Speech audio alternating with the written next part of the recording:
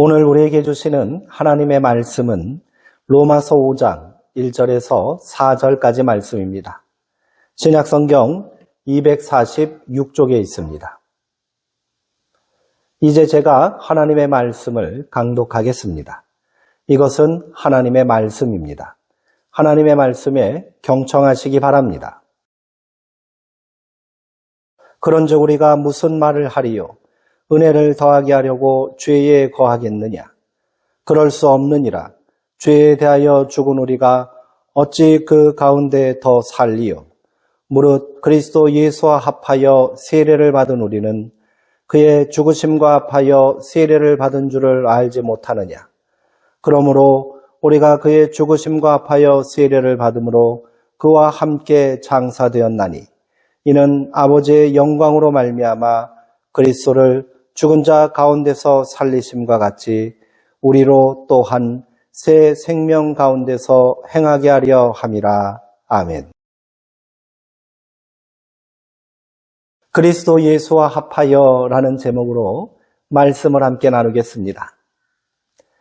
오늘은 부활절 7번째 주일입니다. 몇 주 전 성도님들과 나눈 설교에서 주일이라는 명칭이 부활을 전제한 것이며 그 믿음을 분명히 고백하기 위해 교회는 초기 역사부터 특별히 7주 동안을 부활절로 정하여 지켜왔다고 말씀드렸습니다. 그렇게 우리는 오늘 교회력에 따라 마지막 부활절을 지키고 있습니다. 이것이 마지막 부활절 예배가 아닌 우리 인생의 모든 삶을 지배하는 영원한 예배가 될 수 있기를 바라며 오늘 말씀을 준비했습니다. 그런 의미에서 오늘 설교의 부제를 붙인다면 다시 부활을 숙고하며가 될 것입니다. 링컨 대통령은 1863년 흑인 노예 해방을 선언했습니다. 법적으로 모든 노예는 자유인이 되었습니다. 그러나 수십 년간 노예로 살았던 이들 중 상당수는 해방된 후에도 갈 곳을 몰라 예전 주인의 집 주변을 서성거리거나 주인이 소리만 질러도 움찔하며 예전처럼 굴복했습니다. 신분은 자유인이지만 삶의 습관은 여전히 노예였던 것입니다. 우리는 예수 그리스도를 통해 부활의 능력으로 죄의 권세로부터 해방되었습니다. 법적으로 우리는 더 이상 죄의 종이 아닙니다. 그런데 왜 우리는 여전히 죄의 유혹 앞에 벌벌 떨며 옛 습관대로 살아갈까요? 그것은 우리가 그리스도와 합하여 온전히 죽고 온전히 다시 사는 경험이 부족하기 때문입니다. 오늘 말씀을 통해 우리가 이미 얻은 부활의 자유와 생명을 어떻게 실제 삶 속에 구현할 수 있는지를 함께 나누고자 합니다.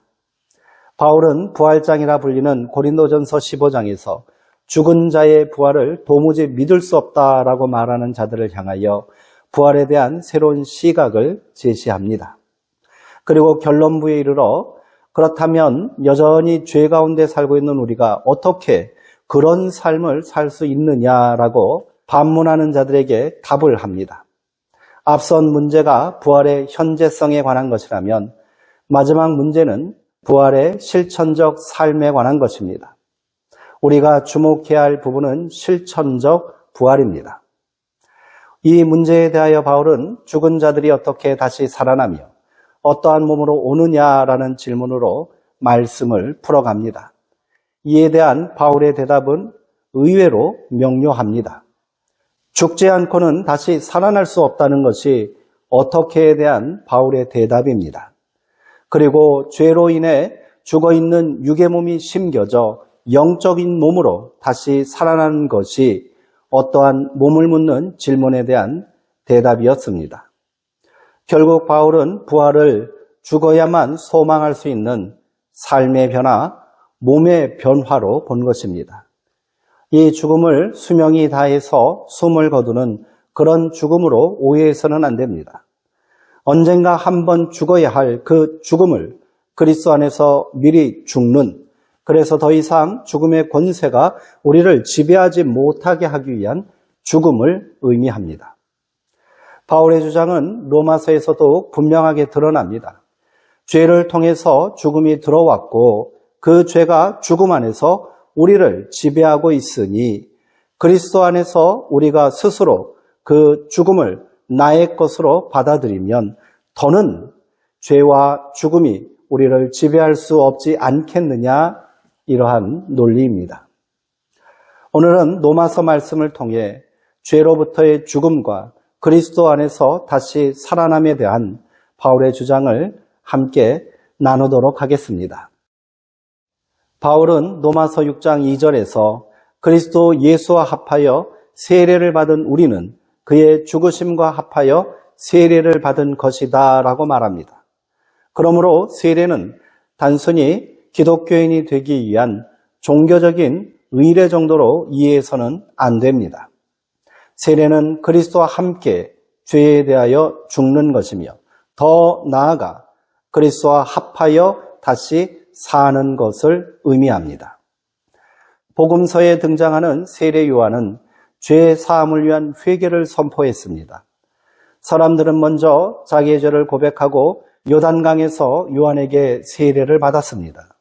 그런데 누가복음에서 요한은 세례를 받으러 나온 무리를 향해 독사의 자식들이라고 호통을 칩니다.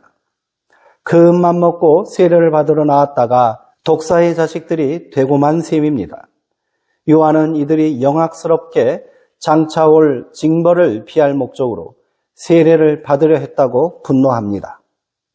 그래서 회개에 합당한 열매를 맺으라라고 책망했습니다. 조금 더 달라진 삶을 살지 않으면서 어찌 회개했다고 말할 수 있겠으며 회개하지 않은 사람에게 어찌 세례를 베풀 수 있겠느냐는 것입니다. 단순한 뉘우침 정도의 회개가 아니라 구체적 삶의 변화를 촉구한 것입니다. 바울의 말대로라면 죄에 대하여 스스로 죽는 결단이 있어야 한다는 것이지요. 이러한 말씀에 비춰보면 우리는 과연 제대로 세례를 받기는 한 것인가, 이러한 걱정이 듭니다. 세례를 받기 전이나 후나 우리는 스스로를 죽이는 결단과 회개에 합당한 열매를 맺는 삶을 살기는 했습니까? 그저 두렵기만 합니다. 이러한 과정 없이 세례받고 기독교인이 되었으니 교회 안에서도 지금까지 세상에서 살아온 버릇 그대로 살고 있습니다. 기독교인이 되었어도 회개에 합당한 열매를 맺지 못하고 목사가 되고 장로가 되고 집사가 되고 권사가 되었으니 교회가 세상 사람들에게 비난받고 생명력을 잃게 된 것이 아니겠습니까? 단 한 번의 세례로 기독교인이 되었으니 구원은 따놓은 당상이라고 생각하는 우리 믿음의 허구성을 이대로 방치한다면 교회 개혁과 부흥, 신앙의 갱신은 잠꼬대에 불과할 수밖에 없습니다. 바울도 우리와 똑같은 생각을 했던 것은 아닐까요? 그래서 나는 날마다 죽는다라고 몸부림치며 외쳤던 것입니다. 세례는 죽어야 다시 살 수 있다는 깨달음에 대한 결단과 응답의 시작이 되어야 합니다. 그렇게 매 순간 날마다 죽는 결단으로 변화된 삶을 사는 투쟁과도 같은 믿음의 길을 이어가야 합니다. 때때로 여전히 변화되지 않는 스스로를 바라보고 있노라면 한없는 자괴감으로 부끄럽고 절망스러울지라도 그 걸음을 멈춰서는 안 됩니다. 때로는 세상의 유혹과 감당할 수 없는 고난이 닥쳐온다 해도 포기하거나 뒤돌아봐서는 안 됩니다. 그렇기에 신앙인의 삶을 나그네의 삶이요 순례자의 삶이라고 하는 것 아니겠습니까? 바울이 세례의 의미를 집중적으로 언급한 로마서 6장을 다시 한번 눈여겨보시기 바랍니다. 그 세례를 죽어있는 자들의 부활과 연관시켜 말하고 있습니다. 바울은 3절과 4절에서 우리는 그리스도 예수와 합하여 세례를 받았고 그의 죽으심과 합하여 장사되었으니 이는 하나님께서 예수님을 다시 살리신 것 같이 우리 또한 다시 살리시어 새 생명 가운데 살게 하려 하심이라 말합니다. 그리고 5절에서 바울은 가슴 벅찬 희망의 메시지를 선포하기에 이릅니다. 만일 우리가 그의 죽으심과 같은 모양으로 연합한 자가 되었으면 또한 그의 부활과 같은 모양으로 연합한 자도 되리라. 여기서 우리는 연합하여라는 단어를 주목할 필요가 있습니다. 우리말 성경에 합하여 또는 연합하여라고 번역된 헬라어 쉼프토스는 함께 심겨져 유기적으로 한 몸이 되어 자라는 상태를 뜻하는 단어입니다. 그러므로 세례는 그리스도와 한 몸을 이룬 유기적 연합이라는 의미입니다. 이것은 단순히 흉내를 내고 입술로 하는 고백이 아닌 완전한 존재의 변화를 말하는 것이지요. 그래야 씨앗이 심겨져 죽고 새로운 형체로 변화되듯이 우리 죽은 몸도 예수님처럼 다시 부활할 수 있는 것입니다. 또한 연합한 자는 함께 자라는 자라는 뜻을 가지고 있습니다.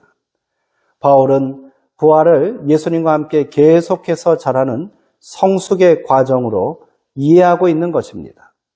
그는 우리가 세례를 통해 죄인된 내가 그리스도 안에서 스스로 죽기를 결단한다면 그리스도 안에서 함께 자라 그와 같은 모양으로 닮아갈 것이라는 희망을 우리에게 전하고 있습니다. 이러한 믿음을 토대로 바울은 6절 이하의 말씀에서 이렇게 증언하고 있습니다.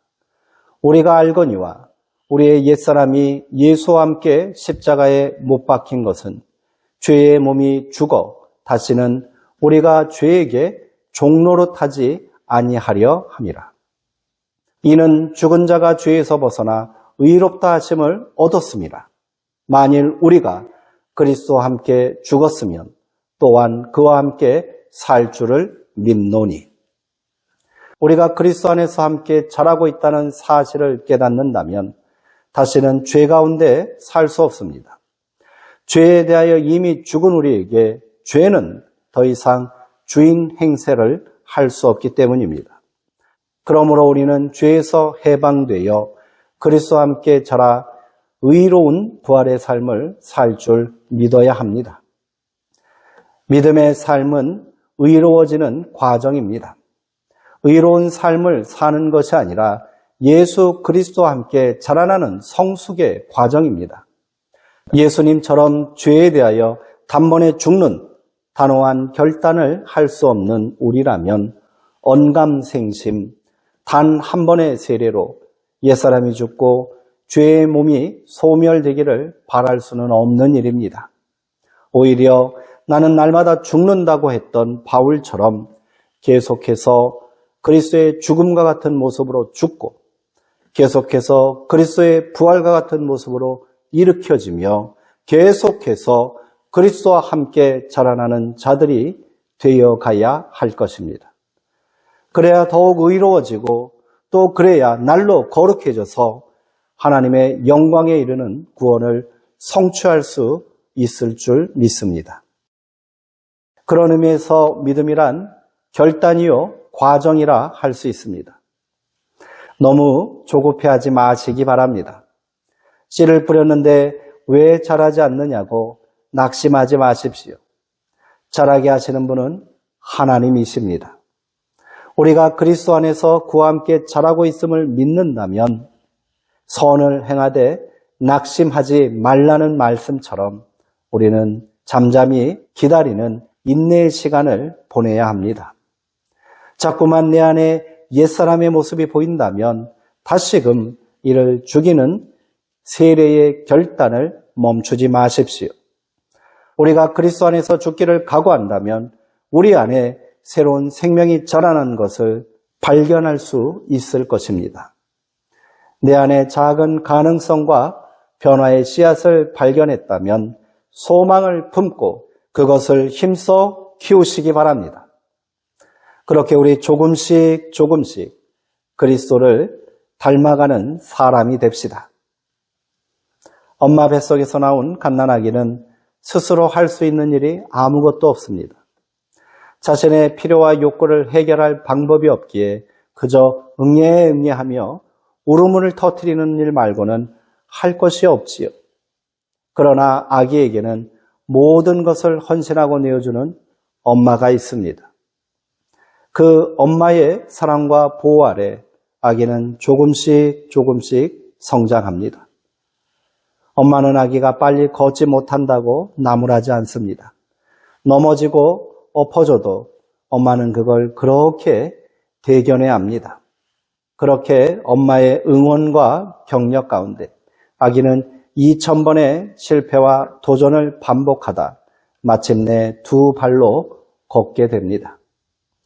아기는 대략 18개월이 지나야 10단어 정도를 소리낼 수 있다고 합니다. 이 시간 동안 아기는 엄마 아빠의 목소리에 집중하고 입모양을 수천 번, 수만 번 흉내내면서 단어 하나를 배웁니다. 그렇게 우리도 훌륭하게 자라 성인이 되었습니다. 우리의 믿음도 마찬가지입니다. 예수님은 이제 막 새롭게 태어난 갓난아기 같은 우리를 세상 어떤 부모보다 살뜰하게 지극정성으로 보살펴 주시고 계신 줄 믿습니다. 그렇게 우리는 그리스도 안에서 믿음의 장성한 분량으로 자라게 될 줄 믿습니다. 기도하시겠습니다. 사랑의 하나님, 오늘 말씀을 통해 우리가 그리스도 앞하여 세례를 받고 그분의 죽으심과 부활의 연합한 자임을 다시금 확인하게 하시니 감사합니다. 우리는 이미 죄에서 해방되었으나 여전히 옛 습관에 머물 때가 많습니다. 주님, 나는 날마다 죽노라 했던 바울의 고백이 우리의 결단이 되게 하옵소서. 내 안에 교만과 욕심을 날마다 십자가에 못 박고 오직 주님의 생명으로 다시 사는 부활의 기쁨을 누리게 하옵소서. 걸음마를 배우는 아기를 인내로 기다려주는 부모처럼 우리의 성장을 끝까지 포기하지 않으시는 하나님의 사랑을 신뢰합니다. 자꾸 넘어지는 자신을 보며 낙심하기보다 우리를 자라게 하시는 주님을 바라보며 조금씩 그리스도를 닮아가는 성숙한 신앙인이 되게 하옵소서. 세상으로 나아가는 성도들의 삶이 날마다 죽고 날마다 살아나는 영원한 세례가 되길 원하오며 우리 주 예수 그리스도의 이름으로 기도드립니다. 아멘.